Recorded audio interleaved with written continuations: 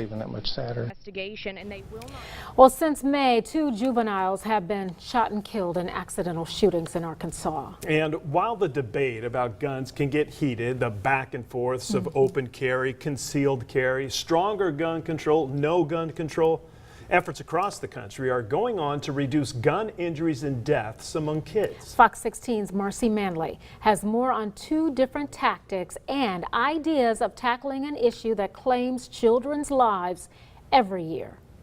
Donna, Kevin, this is a BB gun, but from afar and even up close, it can be hard to tell. Gun rights are part of American culture, but the reality is that kids die from accidental shootings as well. So parents and policymakers working from 2 different directions to get beyond the rhetoric to try and save lives. We do want to advise viewers all of the guns in this footage were either unloaded BB guns or unloaded handguns handled in a controlled environment. Starts now. Every year in Arkansas, A 14-year-old boy found shot to death. and every day in the United States, An accidental shooting of a 3-year-old. children, some barely old enough to walk, Boys say his sister is responsible. are involved in deadly shootings in front of And the shooter believed to be the boy's sibling. and behind the barrel. Every single one of these stories just eats me alive Austin Bailey is a mom who demands action. because they're so preventable. It's not just the name of a group on her t-shirt. We're here to encourage adults to make sure that any weapons in the home are stored securely. It's a way of life she lives as the mother of 2 boys. When my son was 3, he was going on his first play date, and I knew I wanted to ask, like, are there guns and are they stored safely? And while talk of guns can feel taboo, I know it's awkward to do sometimes, but ask about the presence of firearms in the home. Moms Demand Action is encouraging parents to ask the questions and spread the message. It's not something that people always think about, but if she's going on a play date, to ask the parents, hey, do you have weapons in the home, and if so, are they stored safely? According to Bailey, it's simple to be smart. First, you want to make sure that any guns inside your home and vehicle are safely secured. Next, you want to make sure that you're modeling safe gun behavior by keeping guns unloaded, even if they are secure. That includes asking parents about unsecured guns that they might keep inside their homes and realizing the risks that guns can pose when it comes to teen suicide. Finally, telling others how to be smart is part of you being smart as well. To make sure that kids don't get their hands on weapons, which seems to happen too much. In Arkansas, between 2004 and 2013, 24 children died in accidental shootings, an average of 2 or more a year. During that same time period, State Department of Health data shows 154 children were hospitalized from accidental shootings, and ER visits for kids with unintentional gunshot wounds between 2012 and 2013, at least 57. It's all stuff that I wish I didn't have to know.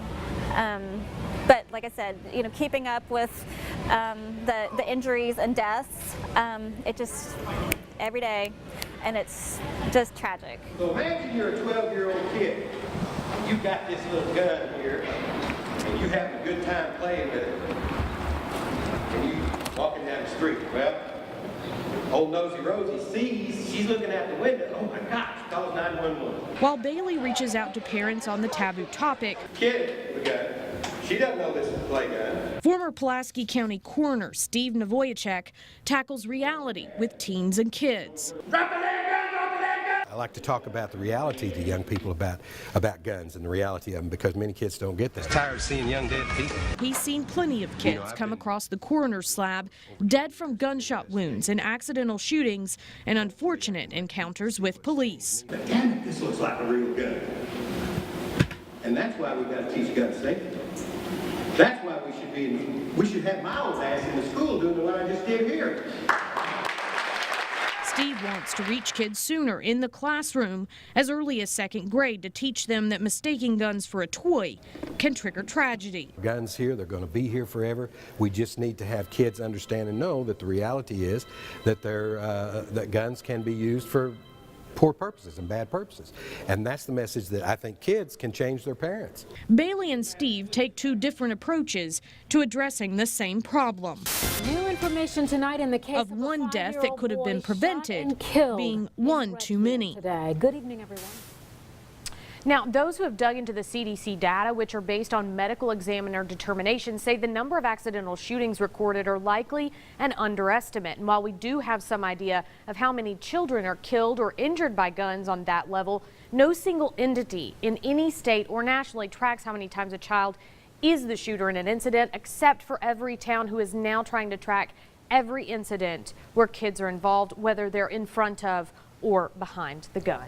So, Kevin, Donna? Yeah, very powerful story. The message, very well put. Right. It's Yeah. about the reality that these guns can be used for self-defense purposes, and we understand why that happens. Yeah. But I don't think any parent pictures it being used to harm their child. I credit both of those individuals for at least doing something that needs to desperately be done, because as you mentioned, and the message was loud and clear, this is all preventable. Absolutely, and I think that is one of the things that a gun doesn't shoot itself, and so it's about access and everything else. And remember that gun that I used in my stand-up and, Yeah. and everything like that. I want you to hit the Facebook tab for me if you could. Do you see it up there, Kevin? We put this picture up because just to display how it is easy to mistake a real gun from a fake gun. So these are 3 guns, and only one of them is a fake gun. Do you guys know which one it might be? Take 5 seconds. Imagine you're a kid coming across it in a nightstand. I'm going to This agree is with the Donna. fake. Yeah. Oh, there Okay, we go. this Yeah. is the fake? Yeah. All right, you're correct. Oh, good. But a There we go. majority of people, a number of people didn't know. There were people that were arguing back and forth. And so imagine that you're a kid. We have adults arguing about which gun is real. Now imagine you're a kid, whether you have experience or not. And that was Steve's point. This is his photo. He uses it in training. Imagine a kid that is comfortable with maybe playing with a BB gun and then comes across one of these that Because looks they exactly really like all it. look just alike. And that I would mean, be, that's the I problem. think somebody would argue, why make a BB gun look so similar to a real gun in the first place? And some people argue that it just Exactly. sells better. Exactly. But there you have it. So keep that in mind. It's not about should you have the right to have a gun, but should you be responsible with that great responsibility and power. And of course, we will have your story on fox16.com Absolutely. so people can take a look at it if you missed it or if you want to see it again. Stay with us. We will be right back.